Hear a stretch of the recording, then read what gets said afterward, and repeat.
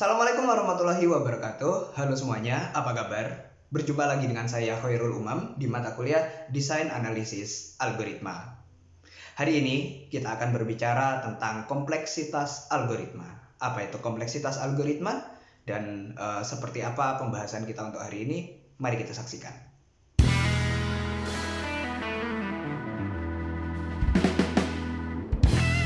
Apa itu kompleksitas algoritma?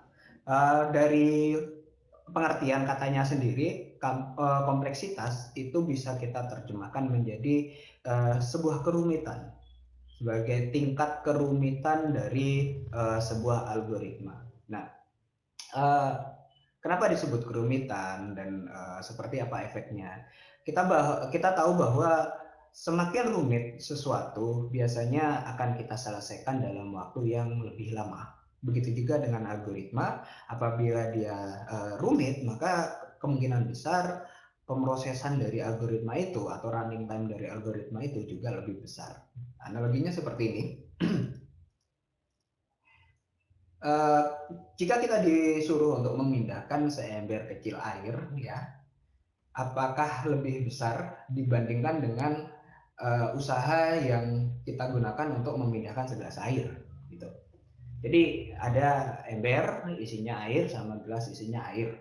Mana yang membutuhkan tenaga lebih besar untuk memindahkan dua wadah tadi itu. Oke. Kemudian kalau kita pergi dari Banyuwangi ke Rogo Jambi itu apakah energinya sama besar dengan usaha yang kita butuhkan untuk pergi dari Banyuwangi ke Serono? Kita tahu bahwa jarak dari Banyuwangi ke Rogo Jambi itu lebih dekat dibandingkan dengan Banyuwangi ke Serono, begitu kan ya? Nah, kemudian kalau Lebaran ya kita ngasih THR gitu ke keluarga dekat kita, itu jumlahnya apakah lebih sedikit dibandingkan dengan yang kita berikan ke keluarga besar? Nah, dari ketiga analogi ini bisa kita tarik kesimpulan bahwa semakin besar ukuran dari sebuah masalah, biasanya akan semakin besar juga energi yang kita butuhkan untuk menyelesaikannya. Nah, masalah memang tidak bisa kita kecilkan, tetapi energi yang bisa kita pakai di sana itu bisa kok kita akali. Jadi mungkin tadi ya membawa seember kecil air itu memang energinya lebih besar yang kita butuhkan dibandingkan kalau kita membawa segelas air aja gitu. Tapi bisa kok kita akali, mungkin kita bawanya jangan sekedar pakai tangan kalau bawa ember, mungkin pakai gerobak gitu ya. Lebih ringan ya. Ke Serono memang bensin yang dibutuhkan lebih besar, lebih banyak. Logikanya begitu dibandingkan yang ke Rago Jambi kalau berangkat dari Banyuwangi, begitu kan? Tetapi bisa kok kita akali, mungkin kita pakai kendaraan yang lebih hemat energinya ya kalau pergi ke Serono. Pun tadi memberikan THR ke keluarga dekat biasanya memang lebih sedikit dibandingkan dengan yang ke keluarga besar, karena keluarga dekat jumlahnya sedikit kok gitu, lebih sedikit daripada keluarga besar. Tapi kan bisa juga kita ambil kebijakan yang lain. Jadi masalah memang tidak bisa dikecilkan, tetapi energi bisa diakali. Itu intinya. Nah, apa kaitannya dengan algoritma kita? Nanti untuk algoritma kita harus berpikir begini. Bagaimana caranya algoritma ini tetap bisa menyelesaikan suatu masalah tapi dengan cara yang paling baik? Atau dalam hal ini kita menggunakan istilah efisiensi. Jadi bagaimana algoritma bisa diefisienkan atau seberapa baik efisiensi dari suatu algoritma yang kita pilih untuk menyelesaikan suatu masalah. Ingat, kata kuncinya adalah efisiensi. Nah, mulai sekarang mindset Anda harus lari ke sana. Efisien, efisien, dan efisien. Oke. Nah, di algoritma di dalam jalannya suatu aplikasi, biasanya efisiensi waktu itu diukur menggunakan runtime. Apa itu runtime?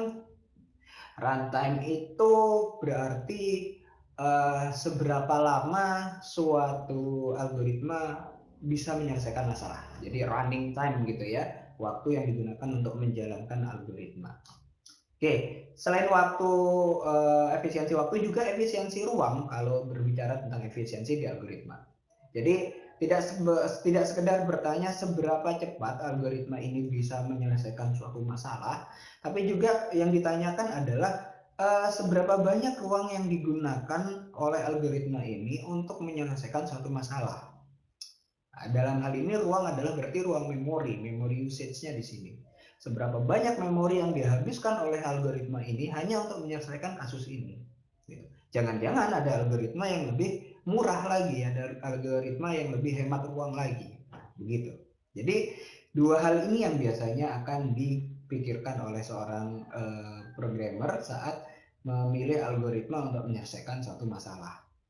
Apakah algoritma ini bisa cepat dan apakah algoritma ini bisa hemat, gitu ya. Kita itu pinginnya yang cepat sama yang hemat, nggak mau yang boros-boros gitu. Oke. Oke. Nah, terus bagaimana cara mengukur runtime sebuah algoritma? Nah, secara matematis untuk algoritma cara mengukur runtime-nya adalah sebagai berikut. Kita bisa menggunakan satuan waktu ya, bisa menggunakan milidetik, detik, menit dan sebagainya. Gitu. Namanya aja mengukur waktu, bebas mau Anda bahasakan dengan milidetik, mau dengan detik, menit, jam, itu terserah Anda sebetulnya. Oke. Tetapi ada kok kekurangannya. Ada yang tahu apa kekurangannya? Begini. Namanya mengukur waktu jalannya algoritma, berarti kita akan terpengaruh oleh kecepatan suatu komputer dalam dalam mengeksekusi algoritma itu. Ya, komputer Anda dengan komputer saya bisa saja berbeda walaupun spesifikasinya sama, gitu kan ya? Karena ada banyak pengaruh kan ya di dalam komputer itu, tidak sekedar merek, tidak sekedar prosesor, mungkin usianya, mungkin suhunya saat itu, gitu kan ya? Jadi ini bisa menjadi kekurangan di dalam dasar dalam mengukur runtime algoritma. Karena apa? Oh, saya punya algoritma X gitu. Ini bisa menyelesaikan masalah dalam waktu 5 detik. Cepat. Ternyata di komputer yang satunya lagi 1 detik gitu. Di komputer yang satunya lagi kurang dari 1 detik. Di komputer yang lama justru butuhnya 10 menit gitu ya, karena lemot misalnya. Nah, jadi seberapa besar runtime dari algoritma itu? Sulit. Kalau menggunakan satuan waktu seperti ini justru sangat beragam nanti nilainya, sehingga tidak bisa kita jadikan sebagai standar gitu. Oke, jadi solusinya seperti apa? Yang paling objektif, tidak akan terikat dengan kemampuan komputer adalah kita bisa menghitung jumlah eksekusi tiap langkah di dalam algoritma. Kalau algoritmanya sama, mau dipakai di komputer A, B, C, D dan lain sebagainya, pasti jumlah eksekusinya sama gitu ya. Walaupun akhirnya setiap eksekusi itu akan dijalankan dengan waktu yang berbeda di komputer yang berbeda, tergantung pada kemampuan dari komputernya. Oke, jadi kita akan menggunakan perhitungan jumlah eksekusi tiap langkah di dalam algoritma untuk menyatakan runtime dari algoritma ini. Oke, apakah sulit? Sulit, ya, sulit karena algoritma itu kan terdiri dari beberapa prosedur. Kalau kita hitung satu persatu, bisa jadi jumlah eksekusi yang kita dapatkan akan sangat banyak dan justru sulit, gitu ya. Padahal kan kita pinginnya yang gampang-gampang aja. Nah, maka dari itu nanti proses perhitungan jumlah eksekusinya hanya akan kita batasi pada basic operation atau operasi dasarnya saja. Oke. Apa itu basic operation? Nah, basic operation itu adalah operasi atau prosedur yang ada di dalam algoritma dan paling banyak atau paling sering dijalankan, serta dia paling menghabiskan waktu. Core-nya ya, gitu ya, inti dari algoritma itu sebetulnya ini. Jadi nanti Anda harus benar-benar peka ketika membaca sebuah algoritma, membaca kode program, membaca flowchart, Anda benar-benar harus tahu bagian mana yang paling banyak dan paling sering dijalankan. dan itu juga biasanya akan paling menghabiskan waktu. Nah, contohnya begini. Kalau Anda ingin mengurutkan sekumpulan data, ya namanya pengurutan ya, mana sih yang lebih besar, mana yang lebih kecil, kan tentu kita akan melakukan pembandingan di situ, ada proses pembandingan. Nah, pembandingannya inilah yang dianggap sebagai basic operation untuk kasus pengurutan data itu. Contoh yang kedua, kalau kita ingin mencari suatu data. Nah, mencari suatu data juga pembandingan, tapi tidak dengan elemen yang di dalamnya, tapi dengan elemen yang di luar ya. Bandingkan, oh apa ini yang saya cari, bukan, apa yang saya cari, bukan, dan begitu seterusnya. Nah, proses pembandingannya inilah yang yang dijadikan basic operation. Nah, kalau di kode program, pembandingan itu kan bisa if x sama dengan y, begitu. Itu pembandingan. Nah, kalau contoh yang ketiga, perkalian matriks. Nah, kemarin di tugas yang pernah saya berikan, Anda pernah menghitung perkalian matriks ya. Nah, di dalam perkalian matriks itu kan ada perkalian antar elemen, kemudian hasil kalinya dijumlahkan. Nah, dua proses inilah yang dianggap sebagai basic operation untuk kasus perkalian matriks. Begitu.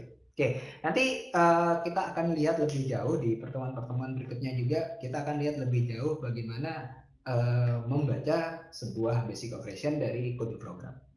Oke, kita lanjutkan. Oke, kalau tadi bagaimana cara membaca running time-nya, sekarang ini formulasi dari running time. Secara matematis, misal kita anggap input size atau jumlah data yang akan diproses oleh algoritma itu adalah n, kemudian satu basic operation itu dieksekusi dalam waktu c-op gitu ya. Kemudian jumlah eksekusi itu kita notasikan dengan fungsi C terhadap input size Cn begitu, maka running time-nya atau Tn-nya itu bisa kita hitung seperti ini.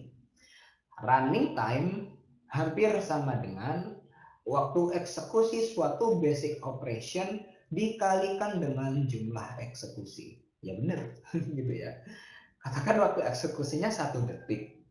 Jumlah eksekusinya 100. Berarti kan running time-nya 1 kali 100 detik kan. Begitu ya. Kalau waktu eksekusinya ternyata satu eksekusi itu, satu basic operation itu baru bisa diselesaikan dalam waktu 2 detik. Jumlah eksekusinya ternyata 1000. Berarti kan 2 kali 1000 detik, 2000 detik. Nah, Anda terjemahkan sendiri jadi menit ya. Begitu. Nah, ini rumus umumnya. Oke. Nah, untuk lebih jelas, saya ingin mengambil sebuah contoh kasus tentang Tower of Hanoi. Mungkin beberapa dari Anda tahu apa itu Tower of Hanoi, atau mungkin waktu kecil pernah mainan seperti ini. Oke, untuk yang lupa atau untuk yang belum tahu akan saya jelaskan ya. Seperti yang Anda lihat di ilustrasi ini, Tower of Hanoi itu kita akan memindahkan sekumpulan ring ya, cincin. Itu dari tiang yang sebelah kiri ke tiang yang sebelah kanan. Ada 3 tiang ya, kiri, tengah, kanan. Kita ingin memindahkan kumpulan-kumpulan cincin itu dari kiri ke kanan. Aturannya nggak boleh dipindahkan barengan. Gitu ya, nggak bisa, berat. Dia hanya bisa dipindahkan satu persatu. Dari yang paling atas dipindahkan gitu ya. Cuma nanti ketika dia dipindahkan kan nggak boleh dilempar sembarangan, harus masuk ke tiang gitu. Nah, cincin yang lebih kecil itu tidak boleh ada di bawahnya yang lebih besar, nggak boleh ditumpuk terbalik, ya, nanti hancur dia. Jadi yang lebih kecil harus tetap berada di atas yang lebih besar. Nah, satu persatu. Nah, sehingga mau nggak mau untuk memindahkan kumpulan cincin dari tiang sebelah kiri ke sebelah kanan, kita harus transit dulu ke tengah. Seperti yang Anda lihat gambarannya ini ya, yang kecil tidak pernah ada di bawahnya yang besar. Sehingga kalau saat itu akan ada yang besar masuk ke sana, maka yang kecil ini harus dipindah dulu sementara ke tiang yang lain. Ya, Anda bisa lihat seperti itu. Itu algoritmanya ya. Oke. Nah, sekarang berapa running time, atau dalam hal ini berarti nanti menunjukkan seberapa kompleks algoritma dari Tower of Hanoi ini. kita akan menganalisisnya seperti ini. Oke, initial state atau kondisi awal dari kasus ini adalah ada N buah cincin di tiang A. Di gambar ada 4 ya, saya nggak ngomong 4, saya bilang N. Kenapa? Karena jumlahnya bisa banyak, bisa 4, bisa 5, bisa 10. Saya mau ngambil yang general, saya sebut N, gitu ya. N buah cincin di tiang A. Tujuannya, N buah cincin di tiang C. Final state-nya begitu. Sekali lagi, nggak bisa langsung dipindah semua ya, diangkat, junjung, tak, sekali jalan, selesai, tak. Enggak, harus pindah satu persatu dengan aturan yang kecil tidak boleh ada di bawahnya yang besar. Gitu. Nah, kemudian berapa kompleksitasnya? Oke, kita menganalisisnya dengan cara seperti ini. Pada saat initial state, pada saat kondisi awal, ada berapa langkah yang kita lakukan? T di situ langkah. Dia juga nanti menunjukkan sudah berapa lama waktu yang dihabiskan, begitu ya. Karena masih mulai berarti belum ada yang dilakukan, belum ada waktu yang dihabiskan. T sama dengan 0. Berikutnya, untuk memindahkan N buah ini ke sini, kan itu sama dengan kita pindahkan dulu yang atas sampai menyisakan 1. Atau kita sebut memindahkan N-1. Jadi N kita sisakan 1 berarti N-1 ya. N-1 dipindahkan ke B. Itu dulu caranya. Tapi kan nggak pindah langsung N-1 dipindah sekali. Nah, maka dari itu untuk memindahkan N-1 ini dengan algoritma tadi satu persatu itu habisnya adalah T N-1.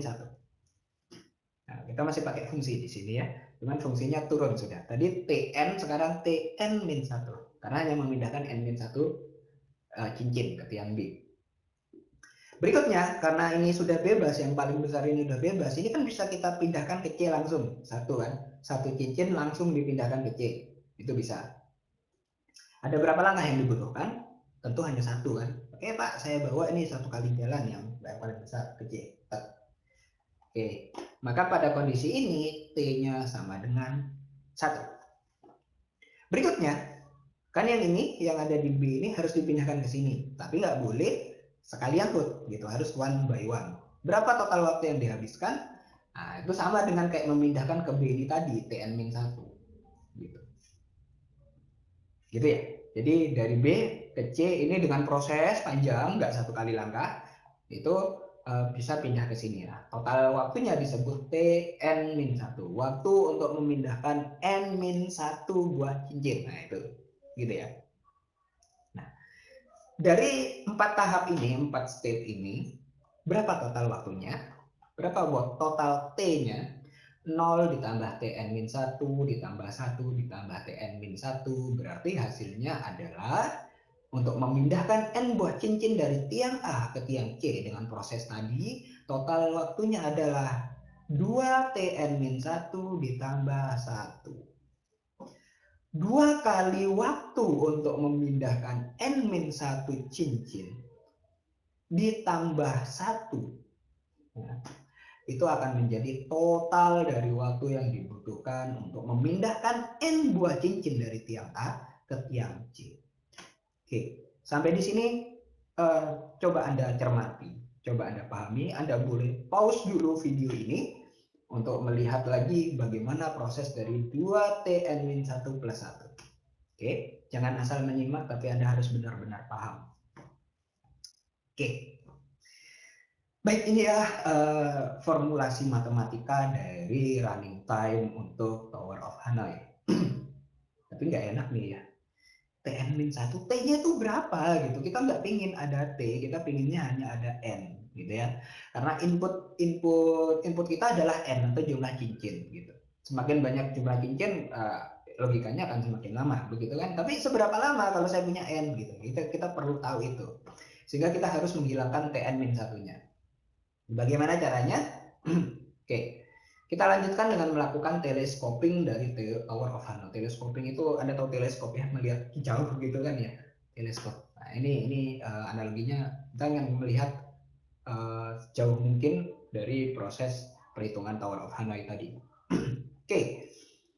Tadi kita mendapatkan formulasi seperti ini kan ya, Tn sama dengan 2Tn-1 ditambah 1. Oke, terus kalau kita hitung Tn-1-nya ini saja, sebentar. Ya. Kalau kita hitung Tn-1-nya ini saja, kita substitusikan ke dalam formula yang lebih besar ini, N-1 menggantikan ini ya. Berarti kan Tn-1 sama dengan 2T N-1 berarti Tn-2 plus 1. Oke. N di sini diganti N-1. Berarti N di sini juga diganti N-1. Sehingga hasilnya N-1 min 1 lagi. Min 1 kan berarti min 2. Oke, tuh. Tambah kompleks, Pak. Oke, sebentar.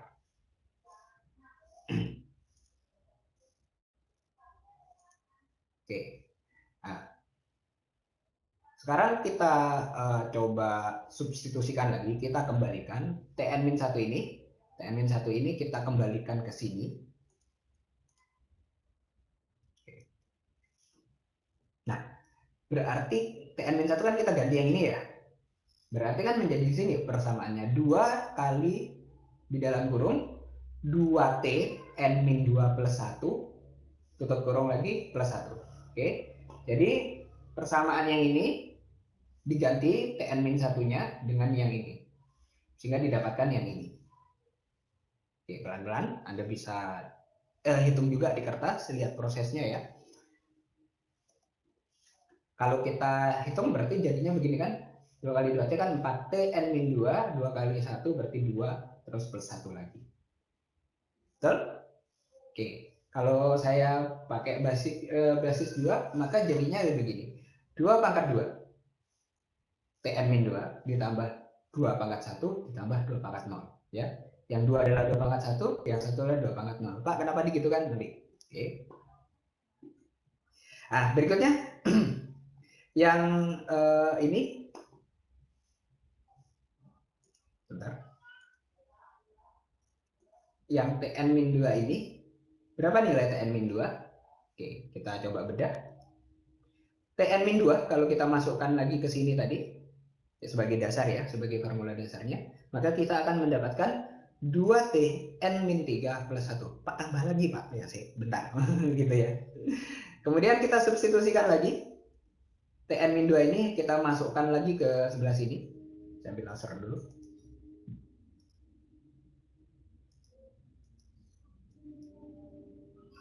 Oke. Ya. Tn-2 yang ini kita pindahkan ke sini, kita masukkan ke sini, maka nanti akan mendapatkan Tn sama dengan 4 kali, nah Tn-2 diganti 2T N-3 ditambah 1 plus 2 plus 1. Oke, dihitung akan mendapatkan Tn sama dengan 8T N-3 plus 4 plus 2 plus 1. Kalau dipindah lagi menjadi basis 2, jadi Tn sama dengan 2 pangkat 3 plus Tn-3 plus 2 kuadrat plus 2 pangkat 1 plus 2 pangkat 0. Oke, sudah kelihatan tidak polanya di sini. Ketika yang ini pangkatnya 2, di dalamnya ini 2, di belakangnya ini dimulai dari 2 pangkat 1, terus 2 pangkat 0. Nah, kalau di sini pangkatnya 3, 2 pangkat 3, di dalamnya 3, 3, 3. Di belakangnya mulainya dari 2 pangkat 2 ditambah 2 pangkat 1 ditambah 2 pangkat 0. Sudah ketemu polanya? Oke. Polanya seperti ini. Tn sama dengan 2 dipangkatkan K, kita nggak tahu K-nya berapa, dikalikan dengan Tn min K. Ya. Jadi 2, di sininya juga 2. Sini 3, sininya 3. Berarti kalau di sininya K, nah di sini juga K. Di belakangnya, nah Anda lihat, di sini 2, ini mulainya 1 sampai 0. Kalau di sini 3, mulainya dari 2 sampai 0. Berarti dari 0, nah kita balik ya, nggak apa-apa ya, karena penjumlahan kan boleh ya. Dari 0, dari 2, untuk 2 pangkat I ya, I-nya dimulai dari 0 sampai dengan K-1. Gitu, tidak sampai K. Karena ini tadi kalau 2, ini cuma sampai 1. 3, cuma sampai 2. Berarti nanti kalau ada 4, di sini cuma sampai 3. Kalau ada 5, di sini cuma sampai 4, dimulai dari 0. Begitu. Ya. Jadi secara umum hasil teleskopingnya, belum selesai tapi ya, itu 2K TN min K ditambah sigma indeks I sama dengan 0 sampai K-1 untuk 2 pangkat I. Oke, tambah rumit ya Pak ya. Sepertinya. Maka dari itu kita harus bedah satu persatu dulu. Ini hasilnya berapa? Coba kita hilangkan sigmanya. Kemarin Anda pernah saya minta untuk menghitung persamaan semacam ini ya. Sekarang kita gunakan itu lagi. Oke. Oke. Sigma 2 pangkat I untuk I sama dengan 0 sampai dengan K-1, kalau kita tulis secara runut menjadi begini kan ya. 2 dipangkatkan 0 ditambah 2 dipangkatkan 1 ditambah 2 dipangkatkan 2 ditambah 2 dipangkatkan 3 ditambah 2 pangkat 4 dan seterusnya sampai yang terakhir ditambah 2 pangkat K-1. Nah, begitu. Ini bukan nilai yang tak terhingga ya, kalaupun Anda tidak tahu K-nya. Tapi itu menjadi batas. Jadi K-nya kan nanti akan sebuah variabel gitu ya. Sekarang Anda perhatikan. Ini deret apa? Lihat. Dari satu deret ke deret yang ini punya rasio gitu ya. Ini dikalikan 2 dapatnya ini dikalikan 2 dapatnya ini, nanti dikalikan 2 dikalikan 2, dikalikan rasio, berarti ini adalah deret geometri. Itu deret geometri. Jadi nanti kita akan menggunakan persamaan deret geometri. Oke. Kedua, ini ada berapa jumlahnya? Ada berapa jumlah data di sini? 3 Pak, 4 Pak. Jangan dihitung yang ada di layar ya, karena di dalam titik-titik ini ada banyak yang kita juga nggak bisa menyebutkan dengan nilai pasti, tapi kita akan menggunakan nilai variabel. Ya, kalau kita menghitung dari 1 sampai belakang, 1, 2, 3, 4, 5, K-1, berarti jumlahnya adalah K-1. Tapi dimulai dari 1 ya. Nah, karena dimulai dari 0 berarti ditambah 1. K-1 ditambah 1. Min 1 tambah 1 habis. Berarti sisanya K. Ya. Ada K buah suku di dalam deret geometri ini. Oke. Berarti sekarang kita tahu kalau kita masukkan ke persamaan nanti N-nya sama dengan K, kemudian R-nya rasionya adalah 2 dan nilai awalnya adalah 2 pangkat 0 atau 1. Maka kalau kita jumlahkan ini semua, akan kita gunakan persamaan geometri Sn sama dengan A dikalikan R pangkat N-1 per R-1. Baik, kita substitusikan. N-nya kita ganti K, berarti nanti jadi SK gitu ya. SK sama dengan A-nya kita gantikan 1, dikalikan R-nya kita gantikan 2, N-nya kita ganti K, berarti 2 pangkat K-1 per 2 min 1. Oke, 2 min 1, 1 ya, per berarti kan sisa 2 pangkat K-1. 2 pangkat K-1 kali 1 ya 2 pangkat K-1. Dengan demikian, formula ini itu sama dengan 2 pangkat K-1. Anda harus mulai terbiasa dengan proses perhitungan seperti ini. Walaupun yang kita gunakan adalah nilai variabel, bukan nilai pasti. Ya. Nah, berarti kita kembali lagi ke sini. Untuk Tn sama dengan 2 pangkat K Tn min K plus yang ini berarti adalah plus 2K minus 1. Oke, sigmanya sudah ketemu, tetapi masih ada 2 variabel yaitu N dan K. Tadi kan kita pingin kita pingin yang tersisa di dalam persamaan nanti hanya N saja, karena yang memang input kita hanya N di sini. Nah, input kita hanya N, kita nggak punya K. Berarti gimana dong caranya? Oke, kita diuntungkan dengan satu fakta. Fakta apa? Kalau hanya ada satu cincin di tiang A, berapa langkah yang kita butuhkan untuk memindahkan cincin itu ke tiang B ataupun tiang C gitu ya. Intinya memindahkan satu cincin. Kalau hanya ada satu cincin, ya, berapa waktu yang dibutuhkan? Atau berapa langkah yang dibutuhkan untuk memindahkan cincin itu? Kan cuma satu ya. Satu langkah saja kan ya. Nah, Berarti eh, T1, nah gitu kan ya. T1 sama dengan 1. Itu apa ya namanya di sini? Ini ketetapannya, ketentuan, syaratnya gitu ya. Nggak masuk ke rumus. Sama kayak Fibonacci gitu ya. Kalau F00, F1, 1 gitu. Nah, T1 sama dengan 1. Nah, agar Tn min K ini menjadi T1, berapa nilai K? Coba. Tn min K itu mau kita ubah menjadi T1. Berarti berapa nilai K? Nah, berarti nilai K adalah N minus 1. Ya kan? N min K, N min dalam kurung N min 1 kan berarti N min N plus 1. N min N kan habis, sisa 1 kan? Benar. Nah, gitu. Jadi K adalah N min 1. Nah, mulai ada titik kejelasan ini. K bisa kita ubah menjadi N. Gitu. Sekarang kita substitusikan lagi yang K ini ke persamaan ini. Kita ganti gitu ya. Berarti kan jadi begini. Tn sama dengan 2 pangkat N min 1. Tadi K-nya kita ganti N min 1. Dikali T1. Nah, karena K-nya ganti N min 1 kan berarti menjadi N min N plus 1. Jadi T1. Ditambah 2K ini juga kita ubah menjadi 2N min 1. Kemudian kita kurangin 1. T1 nilainya berapa? 1. Berarti 1 kali 2N min 1 ya sisanya 2N min 1 ini aja ya. Hasilnya kan begini. 2 pangkat N min 1 ditambah 2 pangkat N min 1 dikurangi 1. Berapa hasil 2 pangkat N min 1 ditambah 2N min 1? Nah, berarti kan 2 kali 2N min 1. 2 kali itu kan berarti 2 pangkat 1 dikali 2 pangkat N min 1. Nah, ingat, kalau basicnya sama-sama 2, pangkatnya beda, dan dikalikan, kan jadi dijumlahkan pangkatnya. Ingat ya, 2 pangkat M kali 2 pangkat N itu sama dengan 2 pangkat M ditambah N. Oke, ingat lagi tuh. Nah, berarti kalau 2 kali 2 pangkat N min 1 hasilnya adalah 2 pangkat N sisa min 1.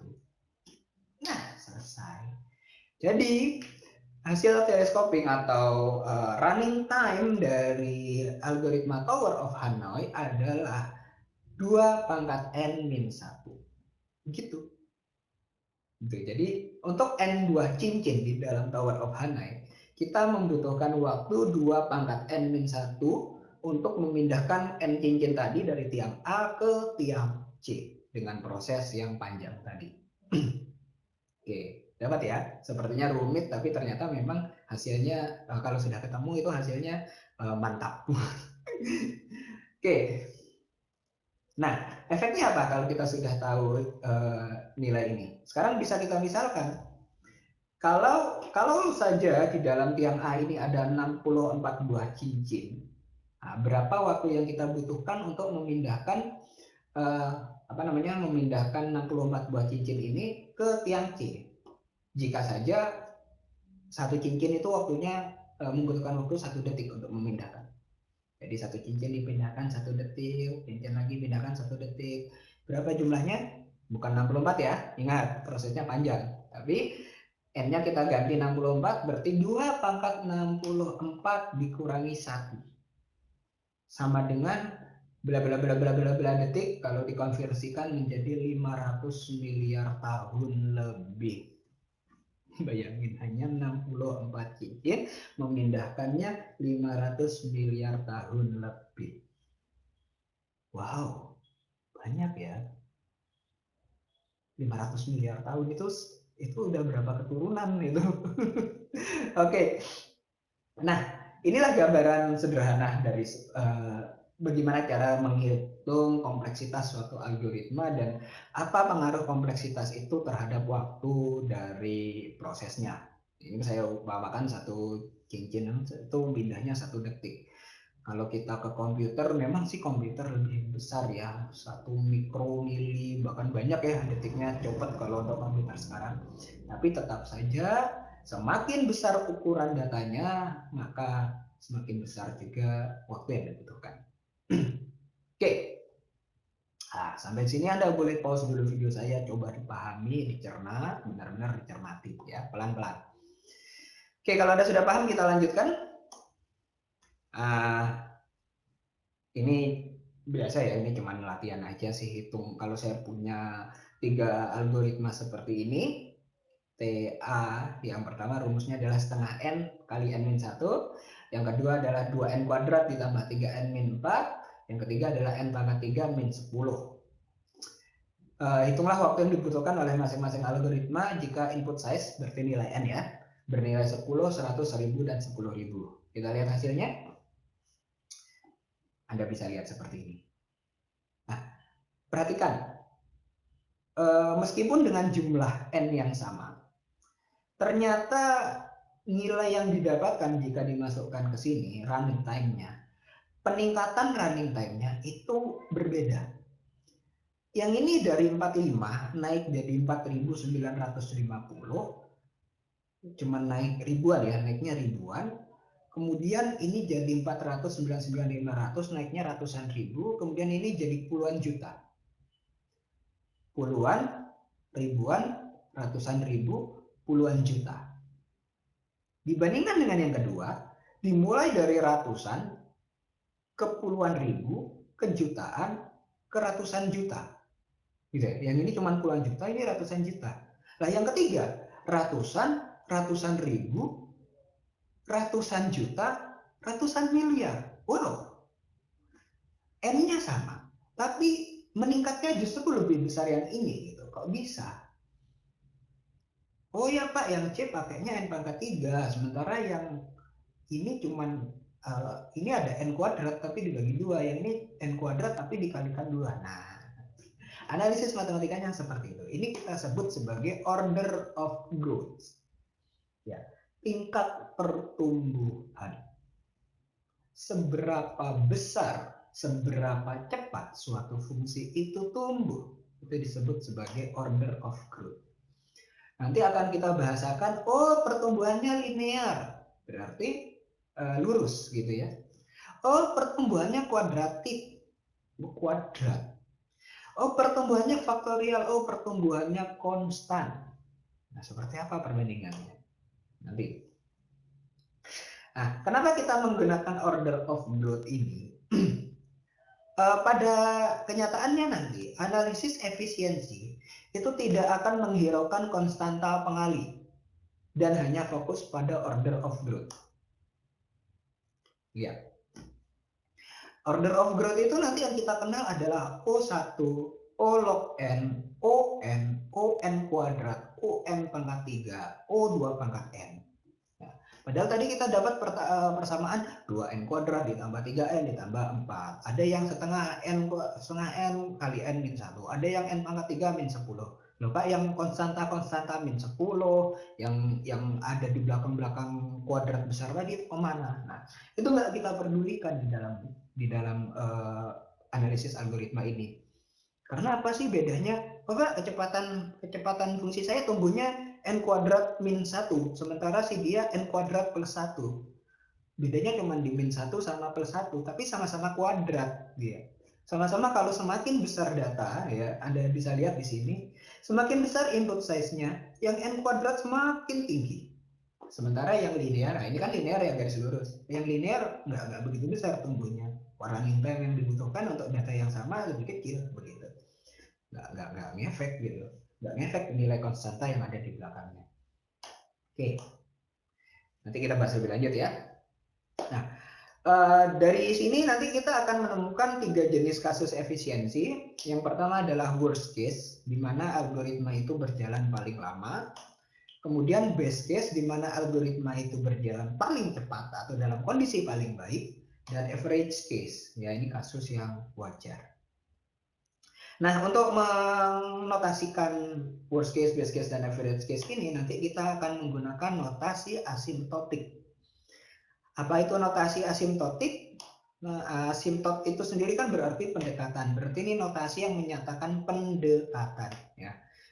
Nyambung dengan pembahasan kita tadi bahwa kasus efisiensi itu hanya memperdulikan order of growth, tidak memperdulikan konstanta yang lain. Sama di sini berarti kita kita nggak perlu tahu pasti kok kecepatannya itu n kuadrat min 1 atau n kuadrat plus 1, nggak perlu sampai detail seperti itu. Cukup kita nyebutnya nanti n kuadrat, gitu ya, pendekatan. Karena walaupun memang secara real dia beda, ada perbedaan, tetapi peningkatannya, order of growth-nya itu tidak berbeda. Nah, notasi asymptotik ini kita gunakan untuk menunjukkan pendekatan besaran kompleksitas suatu algoritma, bukan nilai kompleksitas sebenarnya. Ya, nggak ada yang peduli gitu ya. Oh ini 5.000 langkah, oh ini 4.951 langkah, nggak ada yang peduli. Yang peduli, oh ini ribuan langkah. Ya, udah, bukan puluhan ribu kan, ribuan langkah. Udah gitu aja. Mau bedanya 1.000, 2.000, pokoknya ribuan. Cukup tetap banyak gitu. Oke. Nah, notasi asimptotik itu ada 3 yang akan biasa kita pakai nanti. Yang pertama adalah notasinya seperti O besar ya, makanya disebut sebagai big O. Big O gitu ya, biasanya orang luar nyebutnya ada O-nya gitu. Fungsinya adalah untuk menunjukkan batas atas dari order of growth. Notasi yang kedua, dulu kita kalau belajar elektro itu nyebutnya ohm gitu ya, padahal nama aslinya adalah omega. Jadi kita sebut sebagai big omega. Ini menunjukkan batas bawah dari order of growth. Yang ketiga yang akan kita pakai di mata kuliah kita itu adalah big theta. Ini theta ya, big theta. Ini menunjukkan standar atau rata-rata dari order of growth itu, tengah-tengah dari antara big O dan big omega. Big omega. Nah, khususnya begini. Kita sebut, kita apa kompleksitas dari algoritma saya itu n. Kalau saya hitung Pak tadi running time-nya n gitu ya. Oh ya, kalau n ini berarti batas atasnya n kuadrat gitu. Karena dia nggak mungkin lebih besar dari n kuadrat. Sementara kalau Pak tadi saya udah hitung Pak, running time-nya 100n ditambah 5. 100n ditambah 5. Buat saya boleh bilang dia itu kompleksitasnya big O n kuadrat. Ya, kompleksitasnya n kuadrat. Bahkan cuma n Pak. Iya, saya kan nyebut batas atasnya gitu ya. Nggak mungkin lebih besar dari n kuadrat gitu dari persamaan ini. Begitu juga yang ini tadi. Setengah n kali n min 1 kalau dihitung kan berarti n kuadrat min n per 2. Ada n kuadratnya Pak di sana. Ya udah, batas atasnya pasti n kuadrat. Nggak mungkin lebih besar. Nggak mungkin pertumbuhannya lebih besar dari n kuadrat. Sama-sama n kuadrat gitu ya. Gitu. Nah, yang lain. Pak, formulasi dari running time algoritma saya n pangkat 3 Pak. Saya nggak bisa menyebutnya big O n kuadrat gitu ya. N pangkat 3. N pangkat 3 itu lebih besar daripada N pangkat 2. Jadi nggak mungkin batas atasnya N pangkat 2. Begitu juga untuk kasus-kasus yang ini. Walaupun Pak 0,0001 N pangkat 3, dia lebih dibagi Pak N pangkat 3 tapi dibagi lagi. Jadi bisa jadi hasilnya lebih kecil dari N kuadrat.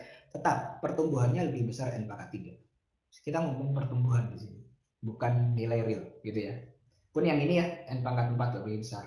Nggak mungkin dia hasilnya lebih kecil, pertumbuhannya lebih kecil dari N kuadrat. Tidak mungkin gitu, pasti lebih besar. Nah, begitu juga kasus yang lain, n pangkat 3 itu batas bawahnya n kuadrat, betul. Kemudian yang tadi setengah n kuadrat n min 1, batas bawahnya n kuadrat juga, bisa dibilang betul karena kan sama ya, berarti bisa disebut batas atas dan batas bawah. Nah, kalau yang ini 100n ditambah 5 itu batas bawahnya bukan n kuadrat gitu, karena dia lebih kecil. Oke. Kalau digambarkan secara kurva, secara umum itu begini. Ini yang rata-rata ya. Jadi Fn ini bisa kita sebut big theta dari Gn, karena dia ada di tengah-tengah dari dua fungsi Gn ini. Fn juga kalau di sini Fn bisa kita sebut punya batas atas adalah Gn. Jadi dia lebih kecil dari Gn. Yang ini kebalikannya, Fn bisa kita sebut batas bawahnya adalah Gn karena dia lebih besar dari Gn. Oke. Bingung ya, saya tahu karena kita tidak bicara tentang real, nilai real, tapi lebih ke abstraksi bahwa suatu fungsi itu tumbuhnya seberapa cepat. Nggak perlu bilang nilai realnya, tapi kita sebut saja maksimal batas atasnya sekian atau minimal batas bawahnya sekian atau rata-ratanya sekian. Nah, untuk menjustifikasi apa namanya Untuk menjustifikasi bahwa fungsi saya ini, bahwa algoritma saya ini punya kompleksitas dengan order of growth sekian, itu kita bisa menggunakan fungsi limit dengan rumus limit untuk n tak hingga dari Tn per Gn. Nanti ada tiga kemungkinan nilai. Kemungkinan pertama hasilnya adalah 0, limit ini. Ini menunjukkan bahwa order of growth-nya Tn lebih kecil daripada order of growth-nya Gn. Kemungkinan kedua, nilainya ini lebih besar dari 0. Ini menyatakan order growth-nya Tn ini tingkatannya sama dengan order of growth-nya Gn. Sama-sama gitu ya, sama pertumbuhannya sama, walaupun nanti konstansinya berbeda. Nah, sementara kalau hasilnya adalah tak hingga, berarti order of growth-nya Tn lebih besar dari order of growth-nya Gn. Nah, yang pertama saya sebut R1, yang kedua saya sebut R2, dan yang ketiga saya sebut R3 rule ya. R1 itu apa? R1 itu berarti Tn, kompleksitas Tn itu punya batas atas Gn. Gitu. Jadi bisa kita tulis, kompleksitas dari Tn adalah OGn. Kalau dia yang ketemu R2, bisa kita sebut, kompleksitas dari Tn adalah big theta Gn. Rata-ratanya gitu ya, big theta Gn. Nah, karena rata-rata, dia kadang bisa disebut sebagai big OGn atau big omega Gn. Rata-rata, boleh yang diambil yang batas atasnya, boleh yang diambil batas bawahnya, begitu. Nah, ini yang akan paling sering kita gunakan, yang R2. Sementara kalau R3 itu yang berarti Tn ini karena dia lebih besar dari order of growth-nya Gn, berarti Tn itu kompleksitasnya big omega Gn. Oke. Nah, hati-hati jadi ya dalam menggunakan notasi, masing-masing ini punya makna yang kalau Anda membaca jurnal ilmiah itu paling banyak yang dipakai OGN gitu. Yang dilihat batas atasnya berapa sih gitu ya. Ini mentok-mentoknya berapa gitu. Nah, tapi dalam matematika, dalam perkuliahan kita nanti yang paling sering muncul adalah big theta Gn. Karena ini yang paling adil ya. Mau disebut OGN boleh, mau disebut big omega Gn juga boleh. Oke, pahami dulu pelan-pelan. Nanti kita lihat contohnya. Oke. Nah, secara umum, secara general ada beberapa jenis kelas efisiensi gitu ya, kelas efisiensi atau seberapa kompleks, seberapa efisien suatu algoritma itu bisa kita bagi ke dalam jenis-jenis ini.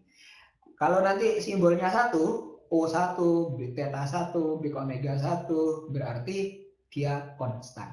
Artinya konstan itu mau berapapun banyak data yang dimasukkan, kecepatannya ya segitu aja gitu ya. Jumlah langkahnya ya segitu aja. Bukan berarti jumlah langkahnya 1 ya. Mungkin jumlah langkahnya 5, jumlah langkahnya 100, jumlah langkahnya 1000, tapi nggak berubah. Untuk kalau datanya 1, diproses 1000, datanya 2, diproses 1000, datanya 1 juta, diprosesnya tetap 1000. Nah, itu namanya konstan. Nah, ini adalah kompleksitas yang paling baik yang bisa dimiliki oleh algoritma. Semua programmer, semua orang itu ingin pakai kompleksitas ini karena nilainya pasti gitu ya. Mau saya kasih berapapun besaran datanya, sudah pasti segitu kecepatannya. Oke, tapi tidak semua algoritma bisa masuk ke situ gitu ya, hanya beberapa algoritma tertentu. Nah, kemudian yang kedua logaritmik, simbolnya log n. Jadi nanti ada big O log n, big theta log n, big omega log n gitu. Ini kita sebut logaritmik. Anda sudah pernah menggambar kurva dari logaritmik, dia kecenderungannya naik dulu di awal, naik kemudian datar gitu kan ya. Tadi kan sudah juga kita lihat contohnya di slide sebelumnya. Kemudian yang standar adalah linear, n gitu. Linear itu kalau datanya 1 prosesnya 1 kali, datanya 2 prosesnya 2 kali, datanya 1000 prosesnya 1000, datanya 1 juta prosesnya 1 juta. Semakin besar data semakin lama prosesnya, tapi kenaikannya statis gitu ya, konstan dia naiknya. Ya, kalau digambarkan di kurva, garisnya itu mesti lurus, miring tapi lurus gitu. Kemudian yang kedua adalah yang berikutnya yang keempat adalah n log n. N log n itu ya berarti logaritma n dikalikan dengan n.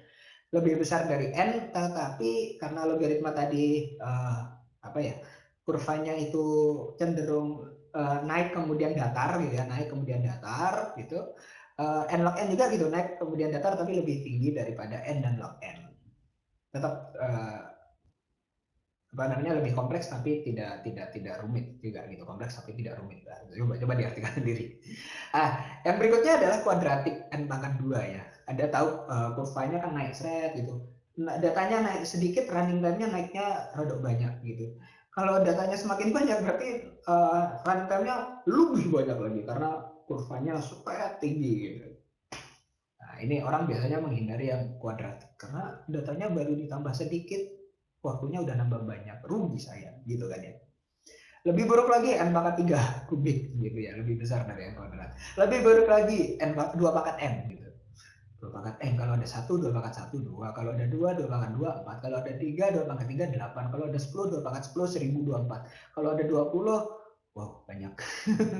Jadi nambahnya sedikit, naiknya lebih besar lagi. Lebih besar lagi yang namanya n faktorial, faktorial gitu ya. Anda bisa menggambarkan kurvanya ini, coba pakai Excel atau yang lain. Anda gambarkan kurva dari masing-masing persamaan ini, Anda akan lihat seberapa besar tumbuh dari masing-masing kelas ini gitu. Nah, inilah yang kita sebut sebagai kompleksitas dari algoritma. Jadi ujung-ujungnya nanti yang kita kerjakan adalah kita diberikan sebuah algoritma, kemudian kita ingin tahu dia tuh masuk ke dalam kelas yang mana. Kompleksitasnya konstan, logaritmik, linear, kuadratik, kubik, eksponensial, faktorial, atau yang lain begitu. Itu yang akan kita bahas. Dari sana nanti kita bisa lihat dengan urutan ini, oh ternyata algoritma A itu lebih mudah atau lebih sederhana dibandingkan dengan algoritma B. Gitu. Ya sudah, kalau lebih sederhana yang A, ya saya pilih yang A saja. Nah, dari situ kita bisa menjustifikasi gitu ya, mengambil keputusan. Nah, nanti di pertemuan berikutnya. Nah, jadi itu saja untuk pertemuan hari ini. Sekali lagi, kompleksitas algoritma itu berarti kita berbicara tentang tingkat kerumitan suatu algoritma dalam menyelesaikan suatu masalah. Nah, tingkat kerumitan ini akan berhubungan juga dengan lama atau berapa banyak waktu yang dibutuhkan oleh algoritma tersebut untuk memproses suatu data. Kompleksitas algoritma tidak bisa kita nyatakan dengan nilai real, dengan nilai waktu yang ada, karena dia akan bergantung dengan komputer ya. Kita bisa menyatakannya dengan nilai langkah gitu. Dan kita nanti akan menggunakan pendekatan atau asimptotik. Ada big O, big theta, ada big omega. Dengan proses untuk mendapatkan nilai tadi itu tentu akan menjalani proses perhitungan matematika. Contoh yang saya berikan tadi telescoping dari Tower of Hanoi. Nah, kedepannya kita tidak akan selalu menggunakan cara itu, tapi yang pasti kita akan melakukan perhitungan matematika sehingga hasil akhirnya kita bisa menyatakan, oh ini linear, oh ini logaritmik, oh ini kuadratik, dan seterusnya. Begitu. Oke, jadi itu dulu dari saya untuk hari ini. Semoga pemaparan yang saya berikan bisa memperjelas materi kita hari ini dan bisa menjadi fondasi atau dasar Anda dalam menganalisis suatu algoritma. Kita jumpa lagi minggu depan di materi berikutnya. Saya akhiri, wabillahi taufiq wal hidayah. Wassalamualaikum warahmatullahi wabarakatuh.